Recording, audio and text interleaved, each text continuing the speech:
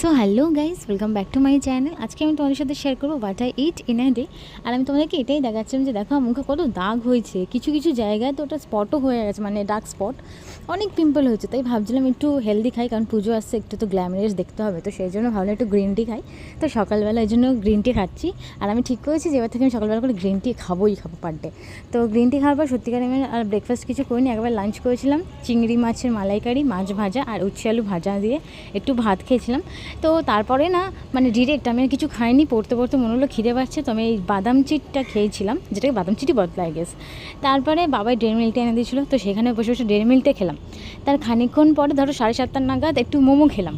And then ওই দিনেই আমার বোনের হঠাৎ করে মনে হলো যে একটু বাড়িতে চিংড়ি মাছের পকোড়া নিয়ে যায়। দেন ও চিংড়ি মাছের পকোড়া, চিকেন পকোড়া আর ব্রেড পকোড়া সব কিছু নিয়ে আসলো। মানে যেদিনকে আমি ভাবি যে আমি একটু হেলদি খাবো, সেদিনকেই সেটা আর হয় না। তুমি বিশেষ করে সন্ধ্যাতে কী কী খেলাম তো তোমরা দেখলে।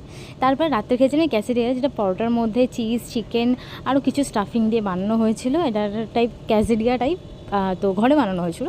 তো সেটা আমি একটু স্যালাড দিয়ে খেলাম। অ্যান্ড দেন এখানে ছিল সুজি আর বিভিন্ন ভেজিটেবলস দিয়ে একটা চপ, তো সেটা আমি খেলাম। তবে আমার সুজি পকোড়া অতটা ভালো লাগেনি। তো পরে আমি একটু বিরিয়ানিও ছিল, সেদিনকে বিরিয়ানি নিয়ে আসা হয়েছিল। So yeah.